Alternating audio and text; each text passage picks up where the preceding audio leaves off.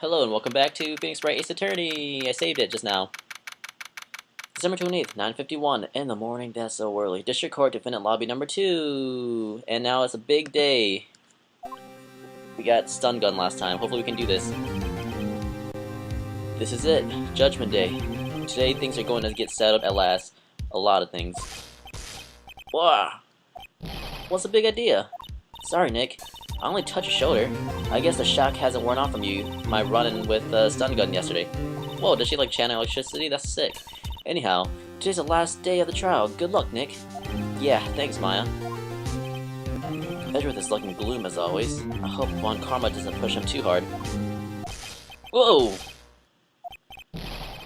What are you doing? Sorry, I'm sorry. I just thought I'd cheer you up with a pat on the back. Maya, maybe you should go outside and discharge? Right, good idea. Try not to electrocute anyone on the way out, too. Wah! Ow! Oh, it's this guy. What's gotten to that girl?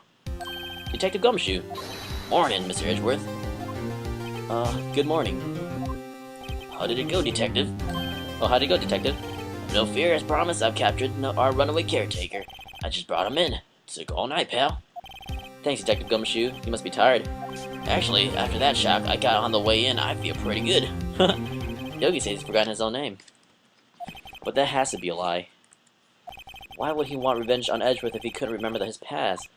He does remember, and I'm going to prove it. Alright, this is going to be tough.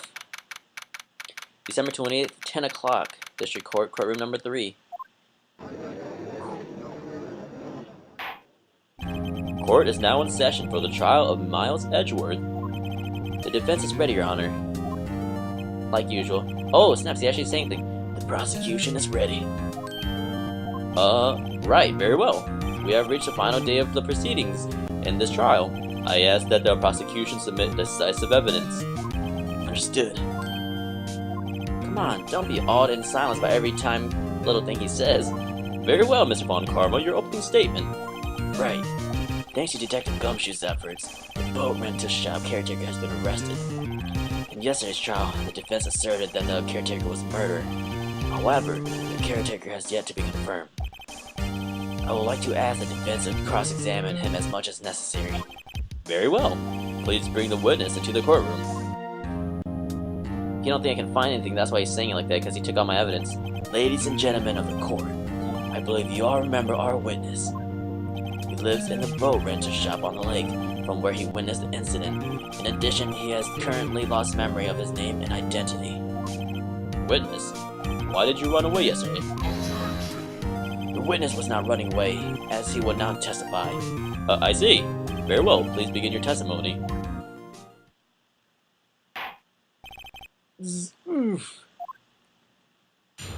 Why I left the court. Beautifully narrated. I'm really sorry about just leaving yesterday like I did. But I wasn't running away or nothing.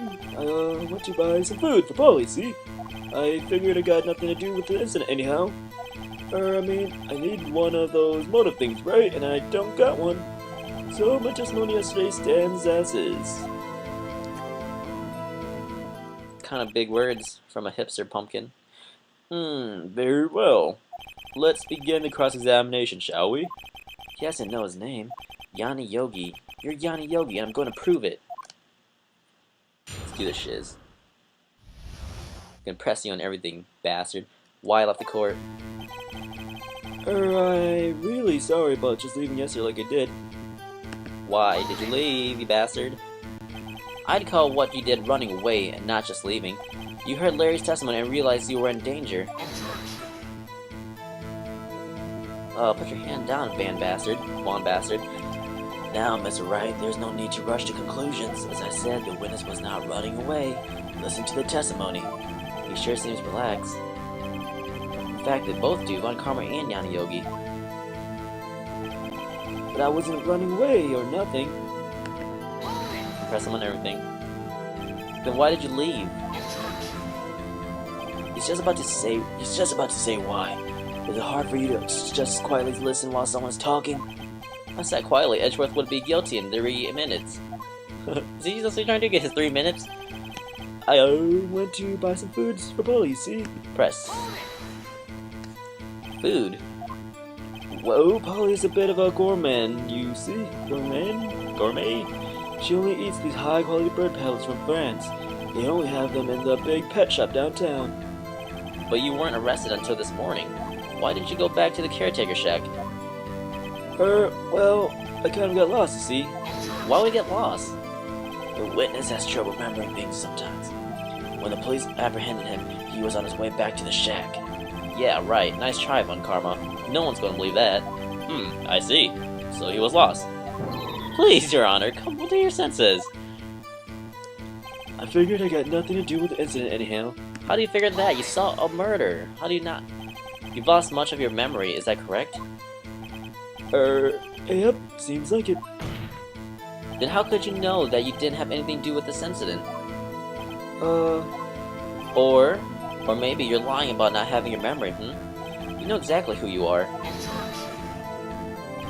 The witness has testified quite clearly that he has no memory of who he is. If you claim he's lying, then show the court proof. How am I supposed to prove what's going on in that old codger's head? That's impossible.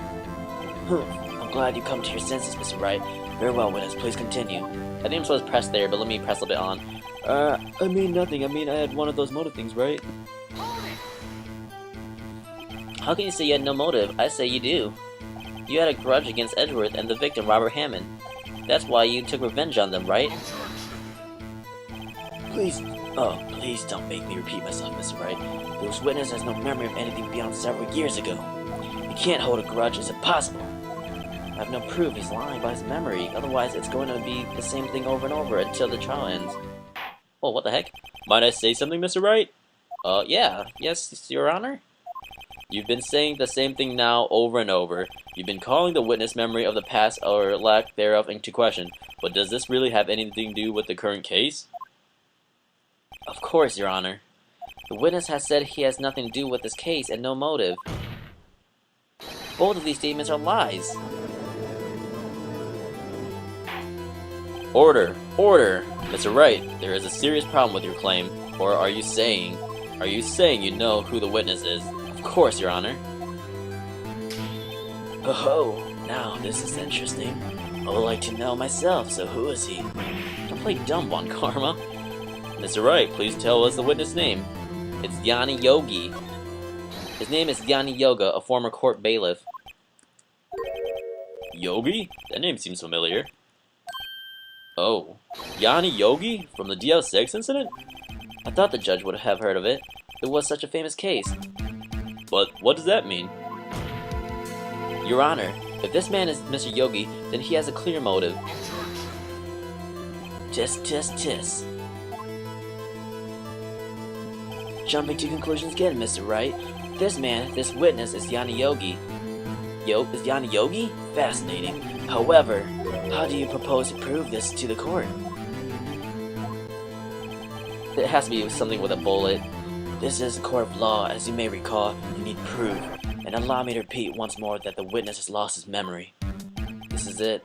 I have to do something now. If I can't prove he's Yogi right here, right now, then I've got nowhere else to go. Nick, how are you going to prove it? How can you prove that he's Yanni Yogi? It's okay, it's actually quite simple. Your Honor, please be the bullet, that's the only thing I got. Please take the man's fingerprints, then we'll compare them to the fingerprints on file for Yanni Yogi 15 years ago. I see. That makes sense. Tis. Huh? I'm so very, very sorry, Mr. Wright. Why? The witness has no fingerprints. What? What? No fingerprints? You see, before I worked as a caretaker, I worked at a chemical plant. I burned my fingers working with the stuff. Yup. What? Yogi, you sneak. You burn your fingerprints off to hide your past. Well, if the witness has no fingerprints, I guess we will not be able to prove his identity. No. Tis. Well, what will you do, Mr. Wright? It seems that the case has been decided, no? No. I know what happened. I know everything. I just can't prove it. But no, I can't let it end like this. I can't lose. There has to be another way. There is no one who can testify as to who this witness is. No one. Nick, what are we going to do? I didn't even consider that he might have erased his fingerprints. What do I do? Tisk, tisk, tisk. Well, Mr. Wright, perhaps you'd like to cross-examine the parrot for a little comic relief, Yeah, very funny. You're a sore winner, Von Karma. Wait a second. Cross-examine the parrot? Are we seriously doing this? Is this happening? What is it, Nick? No, you're not going to. Your Honor, I think we're doing it. The defense would like to take Mr. Von Karma up on his proposal. Take Mr. Von Karma up? On his proposal? Exactly, Your Honor. I would like to cross-examine the witness's pet parrot. Alright, this is going to be intense in a different way. Order, order. Well, what do you think, Mr. Von Karma? If you even ask, this is a farce. I object. Wait a second. You were the one who suggested I cross-examine the parrot, Von Karma. I have a right to do as you suggested. Well, if you're so desperate, then please be my guest. Of course, should you go through with this, and nothing comes of it, then I hope you're ready for the consequences. Nick, this is crazy. Well, still want to go through with your little game? Hell yeah.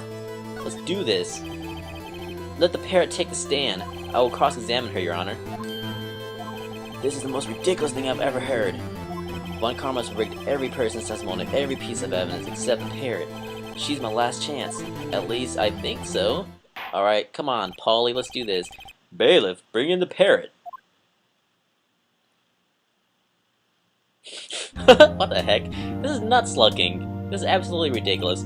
That's quite a bird. Please tell us your name. Name. The witness is ignoring me.